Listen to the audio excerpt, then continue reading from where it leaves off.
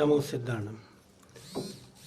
ಕಳೆದ ಹಲವಾರು ದಿನಗಳಿಂದ ನಾವು ಆತ್ಮಾನುಭೂತಿ ಮತ್ತು ಸಮ್ಯಕ್ತ್ವ ಇವುಗಳ ನಡುವಣ ಸಂಬಂಧವನ್ನು ಪೂಜ್ಯ 105 ಕ್ಷುಲ್ಲಕ ಧ್ಯಾನಸಾಗರ ಮಹಾರಾಜರ ಸಮ್ಮುಖದಲ್ಲಿ ಕುಳಿತುಕೊಂಡು ಸ್ವಾಧ್ಯಾಯವನ್ನು ಮಾಡ್ತಾ ಇದ್ದೇವೆ. ಅನುಭೂತಿ ಮತ್ತು ಆತ್ಮ ಇವು ಎರಡರ ನಡುವಣ ಸಂಬಂಧದ ಸೂಕ್ಷ್ಮವಾದಂತಹ ವಿಶ್ಲೇಷಣೆಯನ್ನು ಕಳೆದ 5 ದಿನಗಳಿಂದ ನಾವು ಗಮನಿಸ್ತಾ ಇದ್ದೇವೆ. ಇವತ್ತಿಗೂ ಕೂಡ ಅದೇ ವಿಷಯ ಮುಂದುವರೆದುಕೊಂಡು ಹೋಗ್ತಾ ಇದೆ. ಆತ್ಮನ ಅನುಭೂತಿ ಅನ್ನುವಂಥದ್ದು, ಆತ್ಮ ಅನುಭೂತಿಯ ಆ ಒಂದು ಫೀಲಿಂಗ್, ಆ ಅನುಭವ ಅನ್ನುವಂಥದ್ದು ಯಾರಿಗೆ ಆಗ್ತದೆ ಮತ್ತು ಆತ್ಮಾನುಭೂತಿಯನ್ನು ನಿರಂತರವಾಗಿ ಅನುಭವಿಸುವಂತಹವರು ಯಾರು ಎನ್ನುವಂತಹ ಪ್ರಶ್ನೆಯನ್ನು ನಿನ್ನೆ ಮನುಷ್ಯಗಳು ಚರ್ಚೆಯನ್ನು ಮಾಡ್ತಾ ಇದ್ದರು. ಈಗಾಗಲೇ ಅನುಭೂತಿ ಅನ್ನುವಂಥದ್ದು ಅದರ ತಾತ್ಕಾಲಿಕವಾದಂತಹ ನೆಲೆಯಲ್ಲಿ ಎಲ್ಲರಿಗೂ ಕೂಡ ಒಂದಲ್ಲ ಒಂದು ಸಂದರ್ಭದಲ್ಲಿ ಆಗುವ ಸಾಧ್ಯತೆಗಳು ಇದೆ ಅಂತ. ಆದರೆ ಆತ್ಮಾನುಭೂತಿ ಅನ್ನುವಂಥದ್ದು ನಿರಂತರವಾಗಿ ಯಾರಿಗೆ ಆಗ್ತದೆ ಅನ್ನುವಂತಹ ಪ್ರಶ್ನೆಯನ್ನು ನಿನ್ನೆ ಚರ್ಚೆಯನ್ನು ಮಾಡ್ತಾ ಇದ್ವಿ. 4ನೆಯ ಗುಣಸ್ಥಾನದವರೆಗೆ ಮಿಥ್ಯಾದೃಷ್ಟಿಯಾದವ್ರಿಗೂ ಕೂಡ ಯಾವುದೋ ಒಂದು ಹಂತದಲ್ಲಿ ಯಾವುದೋ ಒಂದು ಕಾಲಘಟ್ಟದಲ್ಲಿ ಅನುಭೂತಿ ಆಗ್ತಾ ಇರ್ತದೆ. ಆದರೆ ಈ ಅನುಭೂತಿ ಅನ್ನುವಂಥದ್ದು ತೀರಾ ತಾತ್ಕಾಲಿಕವಾದಂಥ ನೆಲೆಗಟ್ಟಿನಲ್ಲಿ ಇರ್ತದೆ. 4ನೆಯ ಗುಣಸ್ಥಾನವನ್ನು ದಾಟಿದ ನಂತರ 10ನೆಯ ಗುಣಸ್ಥಾನದವರೆಗೆ ಸಮ್ಯಕ್ತ್ವ ಇನ್ನೂ ಗಟ್ಟಿಗೊಳ್ಳಬೇಕಾದಂತಹ ಕಾಲ ಅದು. ಆ ಗಟ್ಟಿಗೊಳ್ಳಬೇಕಾದ ಕಾಲದಲ್ಲಿ ಈ ಅನುಭೂತಿಯ ಪ್ರಮಾಣ ಹಂತದಿಂದ ಹಂತಕ್ಕೆ, ಒಂದು ಗುಣಸ್ಥಾನದಿಂದ ಮತ್ತೊಂದು ಗುಣಸ್ಥಾನಕ್ಕೆ ಅದರ ಏರುಗತಿಯಲ್ಲಿ ಪಡೆದುಕೊಳ್ತಾ ಹೋಗ್ತಾ ಇರ್ತಾರೆ. ಅದರ ನಿಜವಾದ ಅರ್ಥದಲ್ಲಿ ಖಚಿತವಾಗಿ ನೆಲೆ ನಿಲ್ಲುವಂಥದ್ದು ಅಂದರೆ 14ನೆಯ ಗುಣಸ್ಥಾನವನ್ನು ತಲುಪಿದಂಥ ಆತ್ಮನಲ್ಲಿ ಈ ಅನುಭೂತಿ ಅನ್ನುವಂಥದ್ದು ಅದರ ಶಾಶ್ವತವಾದಂತಹ ನೆಲೆಯಲ್ಲಿ ನಿಂತುಕೊಂಡಿರ್ತದೆ. ಇದು ಬಹಳ ಮುಖ್ಯವಾದಂಥ ಒಂದು ಅಂಶವನ್ನು ಮನುಷ್ಯಗಳನ್ನೇ ಚರ್ಚೆ ಮಾಡಿದರು. ಅದರ ಜೊತೆಯಲ್ಲಿ ಇನ್ನೊಂದು ಮಾತು ಹೇಳಿದರು. 4ನೆಯ ಗುಣಸ್ಥಾನದ ತನಕ ತಾತ್ಕಾಲಿಕವಾಗಿ ಹೀಗೆ ಬಂದು ಹಾಗೆ ಹೋಗುವಂತಹ ಈ ಒಂದು ಅನುಭೂತಿ ಅನ್ನುವಂಥದ್ದು ಸಮ್ಯಕ್ ದರ್ಶನ ಜ್ಞಾನ ಚಾರಿತ್ರ ಸಹಿತರಾದಂತಹ ಸಾಧಕ ಮುನಿಗಳಿಗೆ ಅವರ ನಿರಂತರವಾದಂತಹ ಸಾಧನೆಯ ಗತಿಯಲ್ಲಿ ಅನುಭೂತಿ ಅನ್ನುವಂಥದ್ದು ಸದಾಕಾಲ ಅವರ ಜೊತೆಯಲ್ಲಿ ಇರ್ತದೆ ಅನ್ನುವಂತಹ ಒಂದು ಮಾತನ್ನು ಧ್ಯಾನಸಾಗರರು ಹೇಳ್ತಾ ಇದ್ರು.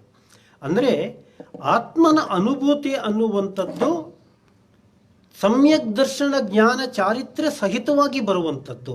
ಅದು ಬಹಳ ಮುಖ್ಯವಾಗಿ ನಾವು ಗಮನಿಸಬೇಕು. ಒಂದು ಎರಡನೇದಾಗಿ ಸಮ್ಯಕ್ ದರ್ಶನ ಮತ್ತು ಸಮ್ಯಕ್ ಚಾರಿತ್ರ್ಯ ಅನ್ನುವಂಥದ್ದು ಏಕಕಾಲದಲ್ಲಿ ಹುಟ್ಟುವಂಥದ್ದು. ಆದರೆ ಚಾರಿತ್ರ್ಯ, ದರ್ಶನ ಮತ್ತು ಜ್ಞಾನ ಏಕಕಾಲಕ್ಕೆ ಹುಟ್ಟಿದರೂ ಕೂಡ ಚಾರಿತ್ರ್ಯ ಅನ್ನುವಂಥದ್ದು ಸಾಧನೆಯ ಮೂಲಕವಾಗಿ ನಿರಂತರವಾದಂತಹ ಕಠಿಣವಾದ ಸಾಧನೆಯ ಮೂಲಕವಾಗಿ ಅದು ಸ್ಥಿರವಾಗಿ ನಿಲ್ಲಬೇಕಾದದ್ದು. ಎಲ್ಲಿ ಸಮ್ಯಕ್ ದರ್ಶನ, ಸಮ್ಯಕ್ ಜ್ಞಾನ ಮತ್ತು ಸಮ್ಯಕ್ ಚಾರಿತ್ರ್ಯ 3 ರತ್ನಗಳು ಒಟ್ಟಿಗೆ ಸೇರ್ತದೆಯೋ ಆಗ ಆ ಸಮ್ಯಕ್ ದರ್ಶನ ಜ್ಞಾನ ಚಾರಿತ್ರ್ಯವನ್ನು ಸಾಧಿಸಿದಂತಹ ವ್ಯಕ್ತಿ ಮೋಕ್ಷ ಮಾರ್ಗಕ್ಕೆ ಸಮೀಪವಾಗಿ ಇರ್ತಾನೆ ಎನ್ನುವಂತಹ ಮಾತುಗಳನ್ನು ನಿನ್ನೆ ಧ್ಯಾನಸಾಗರರು ಹೇಳ್ತಾ ಇದ್ರು. ಅದರ ಮುಂದುವರಿಕೆಯ ಸ್ವರೂಪವನ್ನು ನಾವೀಗ ಇಲ್ಲಿ ಗಮನಿಸ್ತಾ ಇದ್ದೇವೆ. ತಮಗೆಲ್ಲರಿಗೂ ಪುನಃ ನಾನು ಧ್ಯಾನಸಾಗರ ಮಹಾರಾಜರ ಈ ಒಂದು ಪ್ರವಚನಕ್ಕೆ ಸ್ವಾಗತವನ್ನು ಕೋರ್ತಾ ಇದ್ದೇನೆ. ಓಂ ನಮಃ ಸಿದ್ಧೇಭ್ಯಃ.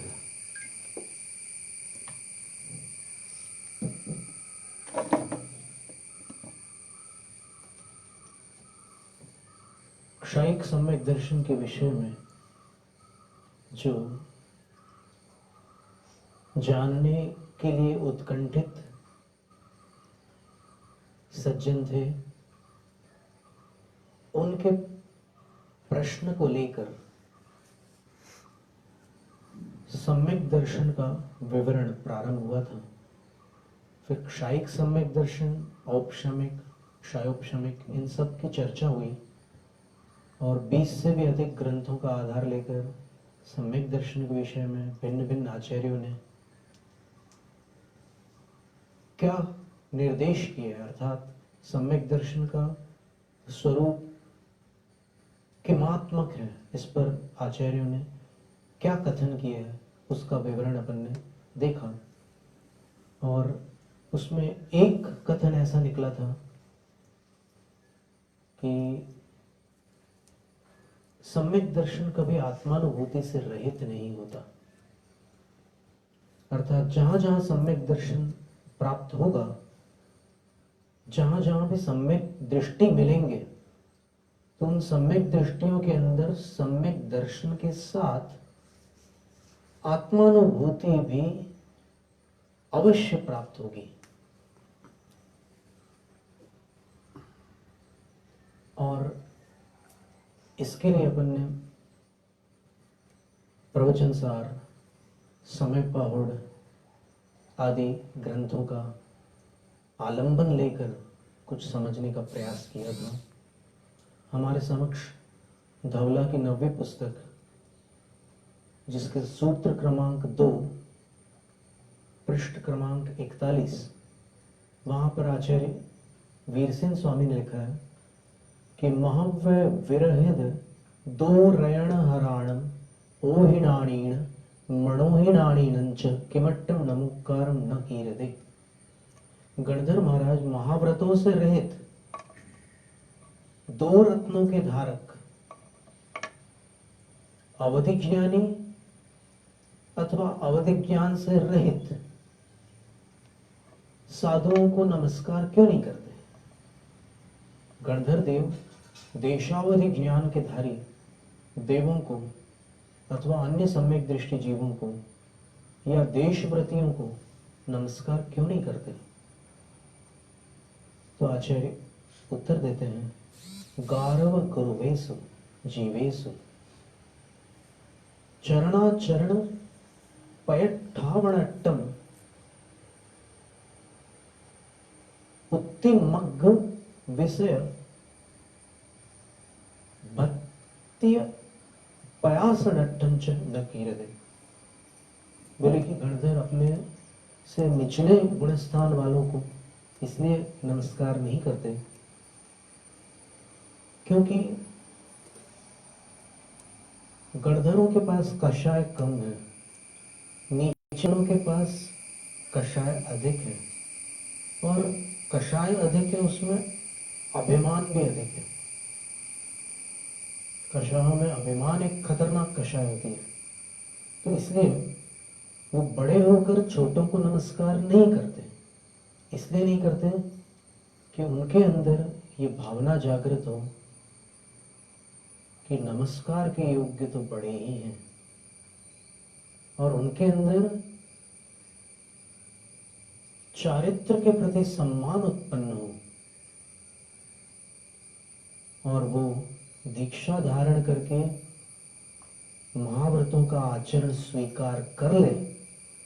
इसलिए गणधर देव उनको नमस्कार नहीं करते जो दो रत्नों के धारी हैं। दो रयण हराणम लिखा ना, दो रत्नों के जो धारक हैं उनको गणधर नमस्कार नहीं करते। गणधर 3 रत्नों के धारकों को नमस्कार करते हैं, और 3 रत्नों के धारकों में भी जो महाव्रती हैं उनको करते हैं, देशव्रती को नहीं करते। और दूसरा कारण बताएं कि जो मोक्ष का मार्ग है वो 3 रत्न वालों के पास है। तो गणधर जब मोक्ष मार्गियों को, 3 रत्नधारियों को नमस्कार करते हैं, तो फिर 3 रत्नधारियों के प्रति उनकी भक्ति प्रकट होती है। तो मोक्ष मार्गियों के प्रति भक्ति प्रकट करने के लिए, और जो मोक्ष मार्गी नहीं है लेकिन 2 रत्नों के धारी हैं, उनको इस ओर प्रेरित करने के लिए वो उनको नमस्कार नहीं करते जो 2 रत्नों के धारी हैं। ये 2 हेतु दिए। 2 रत्नों के धारियों को नमस्कार न करने का कारण ये है कि एक तो पहला हेतु ये है कि वो 3 रत्नधारी बने, तब गणधर नमस्कार करेंगे। और दूसरी बात, गणधर जो मोक्ष मार्गी है उनकी विनय करते हैं, उनके भक्ति करते हैं। जो मोक्ष मार्गी नहीं है उनकी नहीं करते। ये 2 बातें समझ में आ जाती है।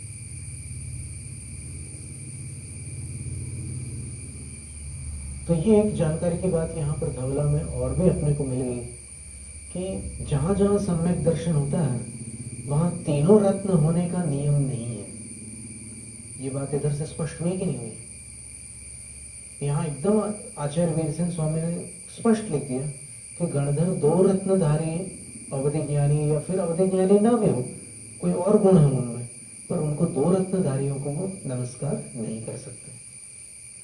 तो इसका अर्थ यह है कि सम्यक दृष्टि होने के बाद भी कई ऐसे जीव हैं जो दो रत्नों के धारी होते हैं।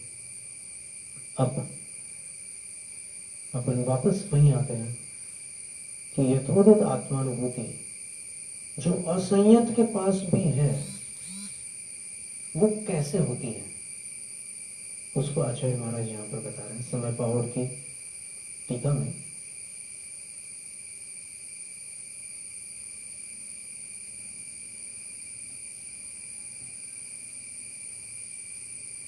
एक तो इन्होंने ये कह दिया कि शुद्ध नय और आत्मानुभूति ये शब्द अलग अलग हैं, लेकिन दोनों एक ही वस्तु है। आत्मानुभूति कह लो या शुद्ध नय कह लो, बस इतना है कि अभी इस विषय को सुनते समय बहुत से श्रोताओं में एक बेचैनी हो रही होगी कि ये 24 घंटे रहने वाली अनुभूति है क्या चीज। क्योंकि अनुभूति तो कभी भी अपन देखते हैं, सुख की अनुभूति भी अंतर्मुहूर्त होती है, दुख की अनुभूति भी अंतर्मुहूर्त होती है। अंतर्मुहूर्त में फिर ध्यान बढ़ जाता है, पर यह कैसी आत्मानुभूति है जो 24 घंटे है। तो अनुभूति शब्द के विषय में एक चर्चा हुई थी कि उसका अर्थ अगर अपन रसास्वादन लेंगे तो रसास्वादन रूप अनुभूति जो भी होगी वो सुख और दुख की ही हो सकती है। अन्य किसी वस्तु की रसास्वादन रूप अनुभूति संभव नहीं। आप स्वयं विचार करो, जब भी अपन टेस्ट लेते हैं तो या तो इष्ट रूप होता है या अनिष्ट रूप होता है। आ रहे ना समझ में? तो भोग हो उपभोग हो उनका तो रसास्वादन संभव है, अथवा आत्मिक सुख हो उसका भी रसास्वादन संभव है। लेकिन जो आत्मानुभूति यहां पर बताई जा रही है वहां पर जीव द्रव्य, जीव के गुण और जीव के पर्याय का रसास्वादन कैसे हो सकता है? रसास्वादन केवल सुख और दुख का होता है, इसलिए अनुभूति का अर्थ कुछ और ही होगा। क्या होगा उस पर अपन चर्चा चल रही है। एक तो आचार्य महाराज ने स्पष्ट कर दिया कि शुद्ध नय ही आत्मानुभूति है। तो शुद्ध नय क्या वस्तु है? नय किसे कहते हैं? ज्ञात और अभिप्रायो नय। न्याय ग्रंथों में आचार्य कहते हैं कि सम्यक ज्ञानी का जो अभिप्राय होता है उसको नय कहते हैं, इंटेंशन। और निक्षेप किसको कहते हैं? उसकी प्रस्तुति को निक्षेप कहते हैं। इरादे को नय और उसकी अभिव्यक्ति को निक्षेप कहा जाता है। तो जो नय है वो अपना इंटेंशन है। तो वो शुद्ध नय नाम का एक नय होता है जिसको आचार्य महाराज आत्मानुभूति कह रहे हैं। और सकलादेशो प्रमाणाधीन, सकलादेश प्रमाणाधीन विकलादेशो नयाधीन इति। आचार्य पूज्यपाद स्वामी ने पंक्ति उद्धृत की है सर्वार्थ सिद्धि में कि सबको ग्रहण करने वाला प्रमाण होता है और अधूरा ग्रहण करने वाला नय होता है। नय पूर्ण को ग्रहण नहीं कर सकता और प्रमाण अपूर्ण को ग्रहण नहीं करता, पूर्ण को ग्रहण करता है।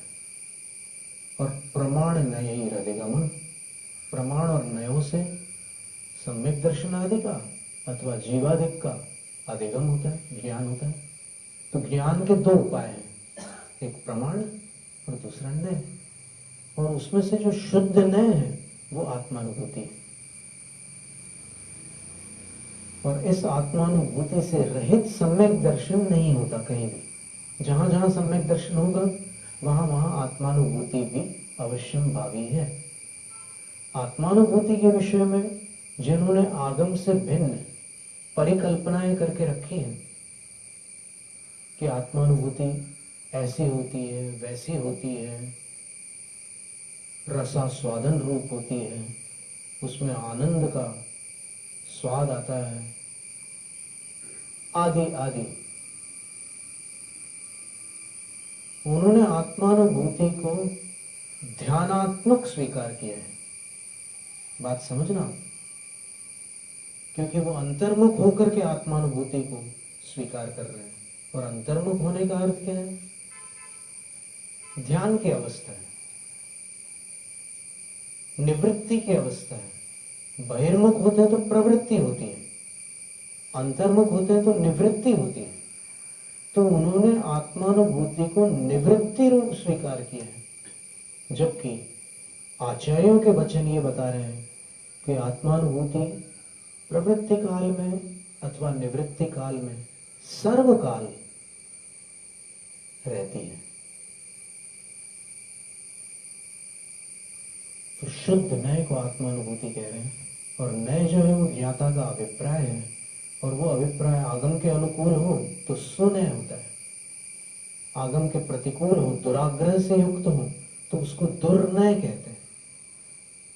और सुनय सम्यक ज्ञान के अंश को कहा जाता है, दुर्नय मिथ्या ज्ञान के अंश को कहा जाता है। तो फिर ये जो आत्मानुभूति है वो सम्यक ज्ञान का ही हिस्सा है। ये बात यहाँ पर स्पष्ट हो रही है कि आत्मानुभूति सम्यक ज्ञान का ही अंश है, क्योंकि वो शुद्ध नयात्मक है। अभी आगे देखते हैं।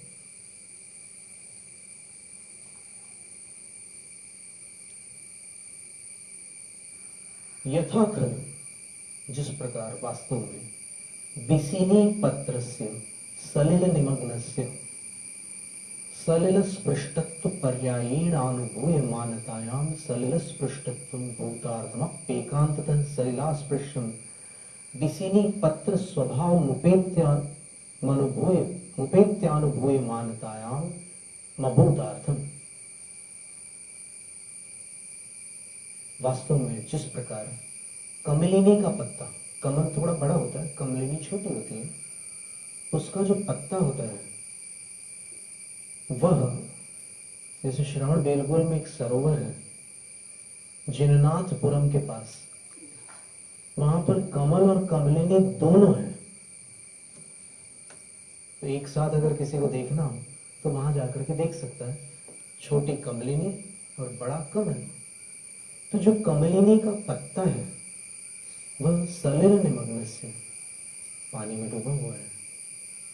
तो सलिल स्पृष्टत्व पर्यायेण अनुभूय मानता है।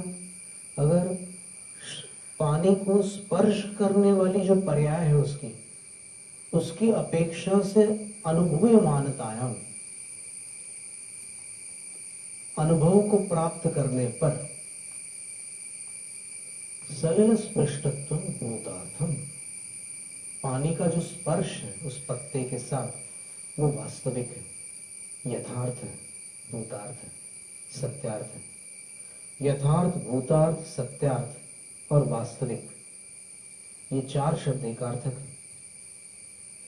तो वो यथार्थ है अपि, लेकिन तो भी एकांततः सलिला स्पृश्यम बिसिनी पत्र स्वभावम उपेत्य, कमलिनी के पत्ते का जो स्वभाव है उसको अपन देखें तो वो पानी को नहीं पकड़ता। उस स्वभाव को प्राप्त होकर के अनुभूय मानतायाम, अनुभव करो।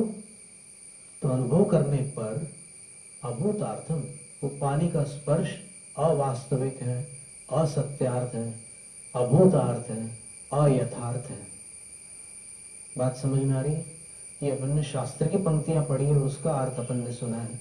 अब सरल शब्दों में अपन देखें तो कमलिनी का पत्ता पानी को छू रहा है तो छू रहा है, लेकिन उसका स्वभाव पानी को न पकड़ने का है। तो उस स्वभाव से देखें तो पत्ता पानी को छूते हुए भी नहीं छू रहा है, ये उसका अर्थ हुआ। तथा अब यहां पर अनुभव शब्द का प्रयोग किया आचार्य अमृतचंद सूर्य।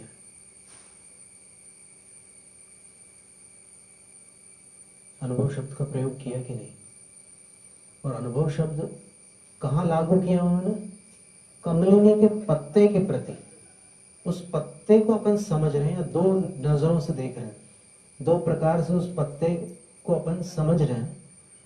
एक तो वो पानी को छू रहा है, उस रूप से अनुभव करने पर, लिखा ना अनुभूयमानत आयाम, उस रूप से अनुभव करने पर स्पर्श वास्तविक है, और उसके स्वभाव की दृष्टि से अनुभव करने पर स्पर्श अवास्तविक है। तो अनुभव करने पर ये अनुभव शब्द आचार्य अमृतचंद सूरी आत्मानुभूति को समझाते समय प्रयोग में ला रहे हैं। थोड़ा सावधान चित्त होकर के, थोड़ा सतर्क होकर इसको समझना। जरा भी गाफिलता हुई मस्तिष्क में या जरा भी ध्यान कहीं और रहा तो ये विषय छूट जाएगा। क्या कह रहे हैं आचार्य? वो समझा क्या रहे हैं? आत्मानुभूति। और उदाहरण क्या दे रहे हैं? कमलिनी के पत्ते का। और कमलिनी के पत्ते को इस प्रकार से अनुभव करो तो वो छू रहा है पानी को, उस प्रकार से अनुभव करो तो पानी को नहीं छू रहा है। अनुभव करो, ये शब्द आचार्य महाराज इस्तेमाल कर रहे हैं। अनुभव करो का अर्थ क्या लेंगे यहां पर? रसास्वादन ले सकते हैं क्या? कदापि नहीं। रसास्वादन रूप अनुभव तो अपने सुख दुख का ही होता है। कमलिनी के पत्र का कैसे रसास्वादन हो सकता है? तो वहां पर अनुभव शब्द का अर्थ कुछ और है, ये निश्चित बात है। वो क्या है अर्थ?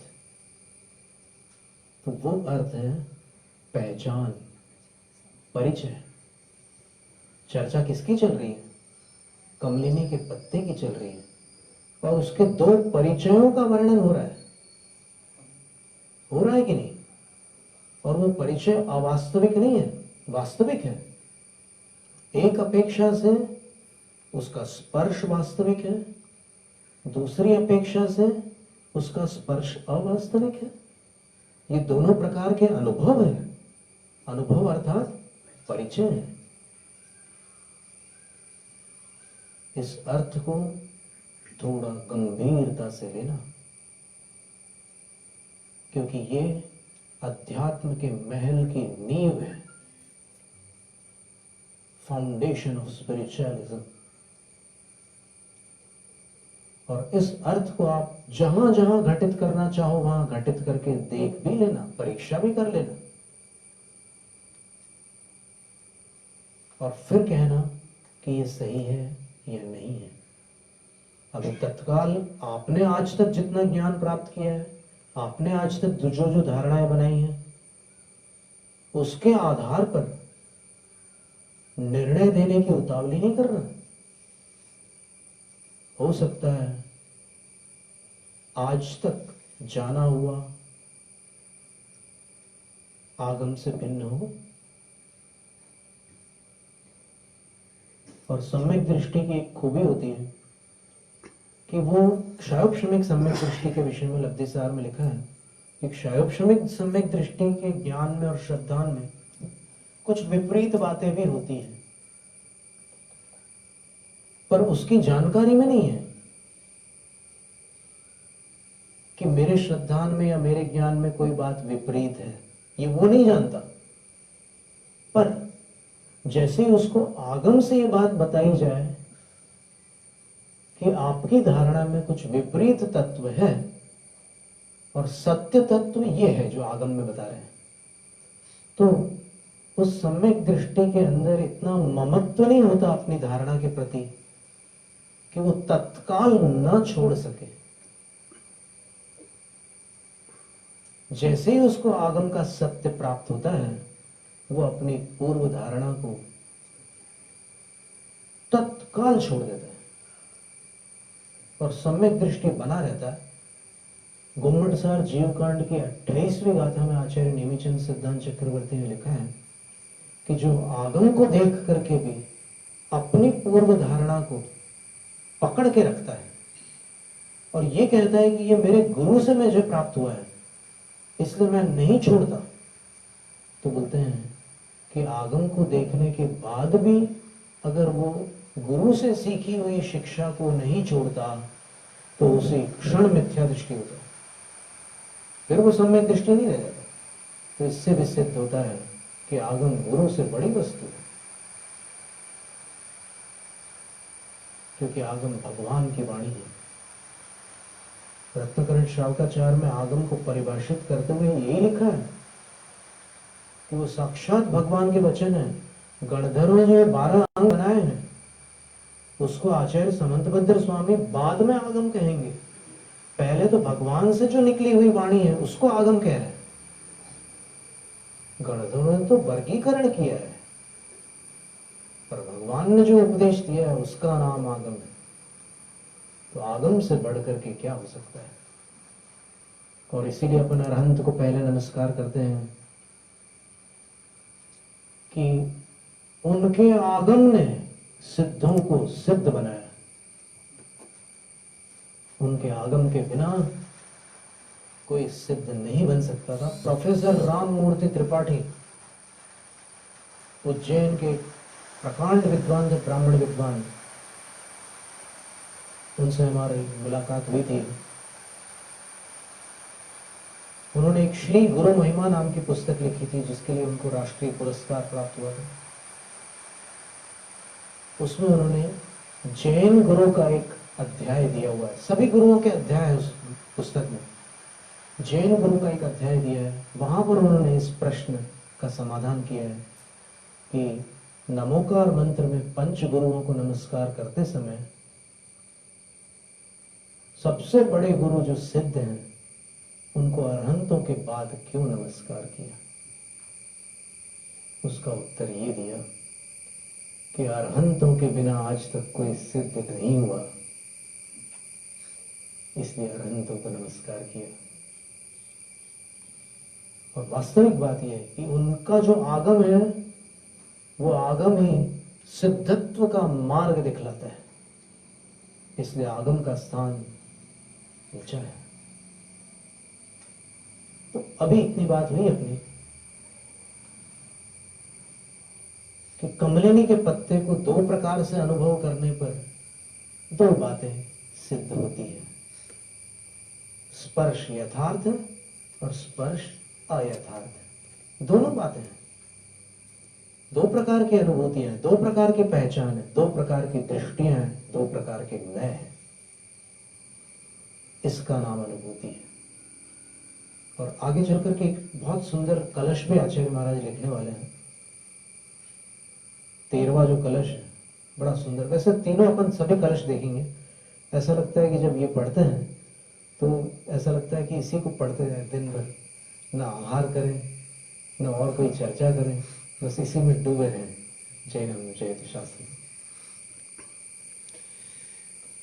ಬಹಳ ಸೂಕ್ಷ್ಮವಾದಂತಹ ಮತ್ತು ನಮ್ಮಲ್ಲಿ ಎಷ್ಟೋ ಜನಕ್ಕೆ ಈ ಒಂದು ಮನಸ್ಸಿನಲ್ಲಿ ಉಂಟಾದಂತಹ ಪ್ರಶ್ನೆಗಳಿಗೆ ಇವತ್ತು ಕ್ಷುಲ್ಲಕ ಧ್ಯಾನಸಾಗರ್ ಮಹಾರಾಜರು ಉತ್ತರವನ್ನು ಕೊಡ್ತಾ ಇದ್ದಾರೆ. ಪ್ರಾರಂಭದಲ್ಲಿ ಅವರೊಂದು ಮಾತನ್ನು ಹೇಳಿದ್ರೆ ನಾವು ಎಚ್ಚರಿಕೆಯಿಂದ ಗಮನಿಸಬೇಕು. ಗಣಧರರು ಯಾರಿಗೆ ನಮಸ್ಕಾರವನ್ನು ಮಾಡ್ತಾರೆ ಮತ್ತು ಯಾರಿಗೆ ಮಾಡೋದಿಲ್ಲ ಅಂತ. ತಮಗಿಂತ ಕೆಳಗಿನ ಶ್ರೇಣಿಯಲ್ಲಿರುವಂಥವ್ರಿಗೆ ಯಾಕೆ ಅವ್ರು ನಮಸ್ಕಾರ ಮಾಡೋದಿಲ್ಲ ಅಂತ ಹೇಳಿದ್ರೆ, ಕೆಳಗಿನ ಶ್ರೇಣಿಯಲ್ಲಿರುವಂತಹ ಸಾಧಕರಿಗೆ ಇನ್ನೂ ಅವರ ಮನಸ್ಸಿನಲ್ಲಿ ಆ ಕಷಾಯಗಳು ಅದರ ಪ್ರಮಾಣದ ಮಟ್ಟಿಗೆ ಹೇಳೋದಾದರೆ ಒಂದು ಹಂತದಲ್ಲಿ ಇರ್ತದೆ, ಎತ್ತರದ ಹಂತದಲ್ಲಿ ಇರ್ತದೆ. ತಮಗಿಂತ ಎತ್ತರದ ಹಂತದಲ್ಲಿರುವಂತಹ ಕಷಾಯಧಾರಿಗಳಿಗೆ ಗಣಧರರು ನಮಸ್ಕಾರವನ್ನು ಮಾಡೋದಿಲ್ಲ. ಹಾಗಾದ್ರೆ ಅವರು ನಮಸ್ಕಾರ ಯಾರಿಗೆ ಮಾಡ್ತಾರೆ ಅಂದರೆ ತಮಗಿಂತ ಎತ್ತರದಲ್ಲಿರುವಂಥವರು ಅರ್ಹಂತರಿಗೆ ಮತ್ತು ಸಿದ್ಧರಿಗೆ ನಮಸ್ಕಾರವನ್ನು ಮಾಡ್ತಾರೆ.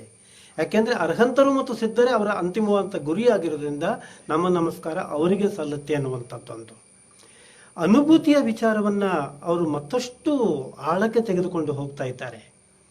ಅನುಭೂತಿ ಅನ್ನುವಂಥದ್ದು 2 ರೀತಿಯಲ್ಲಿ ಆಗತ್ತೆ ಅಂತ ನಾನು ನಿನ್ನೆ ಆ ಮಾತನ್ನು ಪ್ರಾಸಂಗಿಕವಾಗಿ ಹೇಳಿದೆ. ಸಾಹಿತ್ಯದಲ್ಲಿ ಒಂದು ಮಾತಲ್ಲಿ ಬರ್ತದೆ, ಸೈಕ್ಲಿಕಲ್ ಡಿಸ್ಟೆನ್ಸ್ ಅಂತ ನಾವು ಅದನ್ನು ಹೇಳ್ತೇವೆ, ಒಂದು ಮಾನಸಿಕ ದೂರ ಅಂತ ಹೇಳ್ತೇವೆ. ಒಂದು ಅನುಭವವನ್ನು ಅನುಭವಿಸ್ತಾ ಇರುವುದು ಬೇರೆ, ಅನುಭವಿಸುವ ಅನುಭವವನ್ನು ಅನುಭವಿಸೋದು ಬೇರೆ ಅಂತ. ಸ್ವಲ್ಪ ಕ್ಲಿಷ್ಟ ಅಂತ ಅನಿಸ್ಬೋದು ಈ ಮಾತು. ನಾವೆಲ್ಲರೂ ಹೋಗ್ತಾ ಇದ್ದಾಗ ಎಡವಿ ಕೆಳಗೆ ಬೀಳ್ತೇವೆ ಅಂತ ಅಂದುಕೊಳ್ಳೋಣ. ಬೀಳುವುದೊಂದು ಅನುಭವ.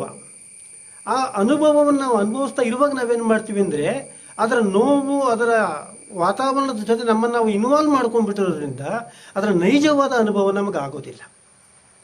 ಒಂದು ವೇಳೆ ಬೀಳುವುದನ್ನು ನಾನು ಒಂದು ಅನುಭವದ ರೂಪದಲ್ಲಿ ತೆಗೆದುಕೊಳ್ಳೋಕೆ ಸಾಧ್ಯ ಆಗ್ತದೆ ಅಂತಾದರೆ, ಅನುಭವವನ್ನು ಅನುಭವವಾಗಿ ನನಗೆ ಪರಿವರ್ತಿಸೋಕ್ಕೆ ಸಾಧ್ಯ ಆಗ್ತದೆ ಅಂತಾದರೆ, ಮತ್ತು ಆ ಅನುಭವವನ್ನು ಒಂದು ಮಾನಸಿಕವಾದ ದೂರದಲ್ಲಿ ನಿಂತು ನೋಡೋದಕ್ಕೆ ಸಾಧ್ಯ ಆಗ್ತದೆ ಅಂತಾದರೆ, ಆ ಅನುಭವದ ಅನುಭಾವವಾಗ್ತದೆ, ಅದು ಅನುಭೂತಿ ಆಗ್ತದೆ ಅಂತ. ಸ್ವಲ್ಪ ಗ್ರಹಿಸಲಿಕ್ಕೆ ಕಷ್ಟ ಆಗ್ಬೋದು ಈ ಮಾತು. ಮಾನಸಿಕ ದೂರದಲ್ಲಿ ನಿಂತುಕೊಂಡು ಒಂದು ಅನುಭವವನ್ನು ಪರಿಭಾವಿಸುವುದೇ ಅನುಭಾವ ಅಂತ. ಅದಕ್ಕೆ ತುಂಬ ಸುಂದರವಾದಂಥ ಉದಾಹರಣೆ ಕೊಟ್ಟಿದ್ದಾರೆ. ತಾವರೆಯನ್ನು ನಾವು ನೋಡ್ತೇವೆ, ಎಲೆ ನೀರಿನಲ್ಲಿ ಇದೆ, ನಮ್ಮ ಬಹಿರ್ಕಣ್ಣಿಗೆ ಕಾಣುವ ಹಾಗೆ ನೀರಿನ ಒಳಗೆ ತಾವರೆ ಇದೆ, ತಾವರೆ ಎಲೆ ನೀರಿನ ಒಳಗೆ ಇದೆ ಅಂತ. ಆದರೆ ನೀವು ಅಂತರ್ದೃಷ್ಟಿಯಿಂದ ನೀವು ಅದನ್ನು ನೋಡಿ, ಆ ಎಲೆ ನೀರಿನ ಒಳಗೆ ಇದ್ದರೂ ಇಲ್ಲದ ಹಾಗೆ ಇರ್ತದೆ ಅಂತ. ಇದ್ದೂ ಇಲ್ಲದ ಹಾಗೆ ಇರುವಂಥದ್ದು ಅದು ಬಹಳ ವಿಶೇಷವಾಗಿ ಇರುವಂಥದ್ದು ಅಂತ. ಇರುವುದನ್ನು ಕಾಣುವುದು ಬೇರೆ, ಇಲ್ಲದೇ ಇರುವುದು ಅಥವಾ ಇರುವುದನ್ನು ಕಾಣುವುದಕ್ಕೆ ಇರುವಂಥ ವಿಶೇಷವಾದ ಕಾಣಿಕೆ ವಿಷನ್ ಬೇರೆ. ಈ ಅನುಭೂತಿ ಅನ್ನುವಂಥದ್ದು ಆ ವಿಷನ್ನಿನ ಮಟ್ಟದಲ್ಲಿ ಇರ್ತದೆ. ಸುಮ್ಮನೆ ಚರ್ಮಚಕ್ಷುಗಳಿಗೆ ಕಾಣುವುದು ಮಾತ್ರ ಅನುಭವ ಅಲ್ಲ, ಅದನ್ನು ಮೀರಿದಂಥದ್ದು ಯಾವುದು ಒಂದು ಅನುಭವ ಇದೆಯೋ ಅದು ಅನುಭೂತಿ ಆಗತ್ತೆ.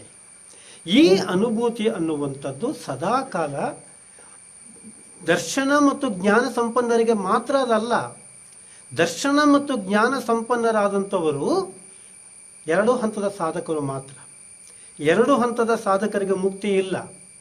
ಎಲ್ಲಿಯ ತನಕ ಅವರು ಚಾರಿತ್ರ್ಯ ರತ್ನವನ್ನು ಪಡೆದುಕೊಳ್ಳೋದಿಲ್ಲ, ಎಲ್ಲಿಯ ತನಕ ಆ 3 ರತ್ನಗಳ ಚಕ್ರ ಒಂದು ಪರಿಪೂರ್ಣತೆಯನ್ನು ಪಡೆದುಕೊಳ್ಳೋದಿಲ್ಲ, ಅರ್ಥಾತ್ ಸಮ್ಯಕ್ತ್ವದ ಪರಿಪೂರ್ಣತೆ ಇದ್ದಾಗ ಮಾತ್ರ ಮುಕ್ತಿಯ ಮಾರ್ಗ ತೆರೆದುಕೊಳ್ತದೆ.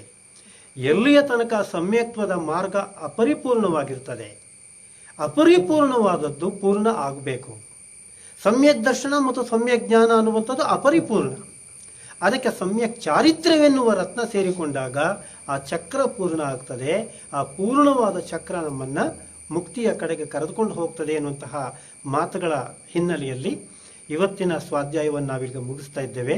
ನಮೋ ಸಿದ್ಧಾಣ.